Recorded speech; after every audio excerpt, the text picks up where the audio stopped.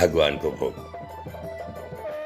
एक व्यक्ति ने संत से प्रश्न किया कि हम भगवान को भोग क्यों लगाते हैं। हम जो कुछ भी भगवान को चढ़ाते हैं उसमें से भगवान क्या खाते हैं, क्या पीते हैं, क्या हमारे चढ़ाए हुए पदार्थ के रूप, रंग, स्वाद या मात्रा में कोई परिवर्तन होता है? यदि नहीं तो हम ये कर्म क्यों करते हैं? यदि नहीं तो हम ये कर्म क्यों करते हैं? क्या ये पाखंड नहीं है?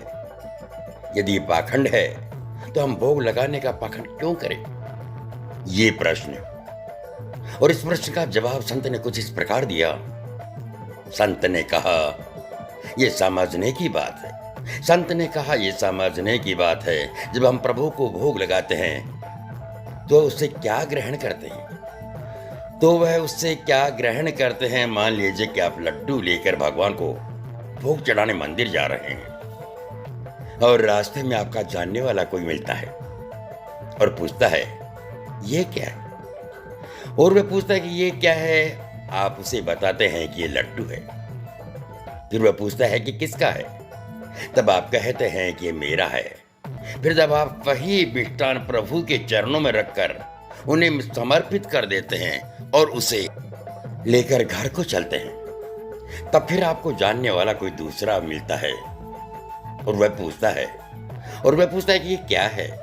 तब आप कहते हैं कि ये प्रसाद है। तब आप कहते हैं कि ये प्रसाद है। फिर वह पूछता है कि किसका है।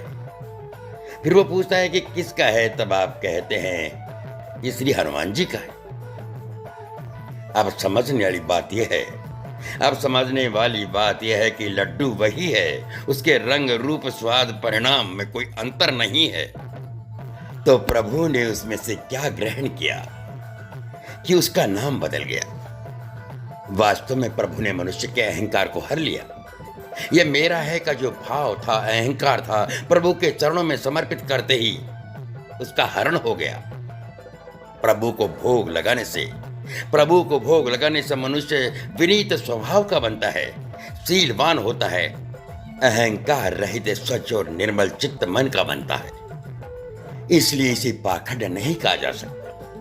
इसलिए इसे पाखंड नहीं कहा जाता है। यह मनोविज्ञान है। यही है सनातन धर्म व संस्कृति की महिमा।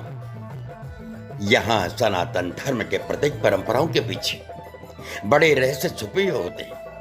अतः आप ही अपनी प्रिय वस्तु को भगवान को समर्पित करके प्रसाद बनाइए, क्योंकि प्रसाद में पूर्णता है, संतुष्टि है, आनंद है और दैवीय आशीर्वाद है। क्योंकि प्रसाद में पूर्णता है, संतुष्टि है, आनंद है और दैवीय आशीर्वाद है। भगवान को भोग ये प्रसंग एस्ट्रो ग्रुप के पंडित योगेंद्र कुमार शर्मा द्वारा लिखित प्रसिद्ध किया गया है, जिसे हमने स्वर देने का प्रयास किया है। हम हैं पूर्णमल पारिक, जवान भाई। जय सनातन, जय सनातन।